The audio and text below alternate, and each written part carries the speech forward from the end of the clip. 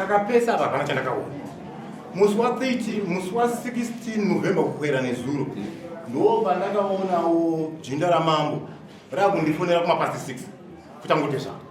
Ndaka vachari ndasika ndamboponjegwa nebhaiki. Tata kubva makuseni wakangoponjegwa wozondifonera dhisa. Kanzi waiti sangana kwamavhiki. Chwa ndakaenda ndichimhanya. Ndanosvika kuma mavhiki kuwika. Anga asati asvika akazosvika kuma past 7. Ndobva asvika ndikatamburisana. Kaza vachari munhu wenyu ndataura naye. Asi achema ndahwatsitsi. Saka azondipa $100. Wahwatsitsi. Ko kuri kunzi aichema akatadza nekuenda kudhidhitira akatakuona changamira. Sikanza ndahwatsitsi saka ndangozotira ngatitambire. Ndakambeki ndada kuramba. Zvakamufana kuti ndikuta. Ndiani kurisa wacho? Ndi Kizito. Chidzamadia. Taura iwe. Ndakambenge ndada kuramba ndikati zvina ndingofa hangu nenamo yangu. Mai mavhiki ndovazoti aiwa charitambira ndikati ndatambira ndo ndati alright ko list riyerere randakamuzira changamire Windsor rinyogwe zvisina kubviswa riri kupi kange rina secretary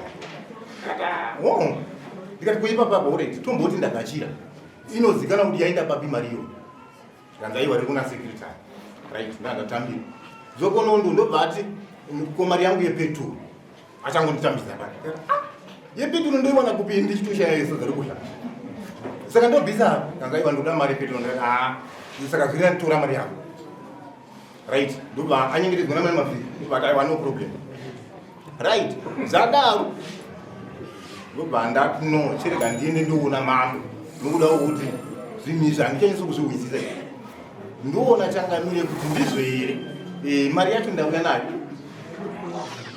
changamire ondiudzawo kuti aiwo so plus bepa riya ndazobvunza secretary ndati ko bepa rangu riya kana secretary handicharionii hamucharioni bepa riya saka zvinhu zviri kundinetsa changamire saka ndadhireka ndokuwai iri kumari yacho $100.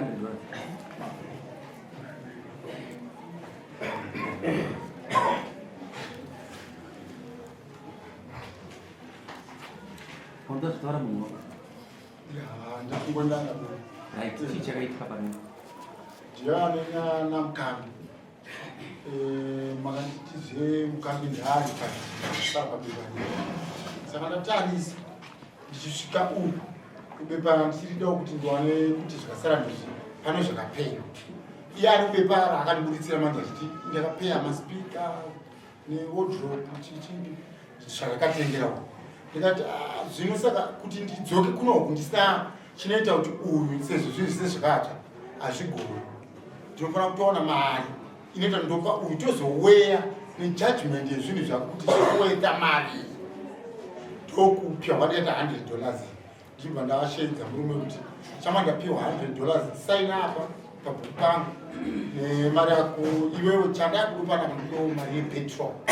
Akati ndikwanise kupa petrol nokuti ndiripa kuchema. Ndikati fine hapana chakaita rega iwewe unotoziva chii kudai utsanangurira mambo but kuti ndiite makosti ekuti mabhaiki andina naye ndiye kuhaya kana ndisina mari yandikuwana kuva kuti ndiri kungoita kuti ndipushe basa rako riite ndokuya kwaita munhu akakupa $100 tinowira here kuti akapisa mushowo tinowira nekuti haana chokudya kuti haana chokudya izvo handizi ndizvo zviri papepa tinowira nekuti akamuti vakai mushowo atadza kuvaka nekuda kwe mune haana rori here wandikaona achitengesa makabhija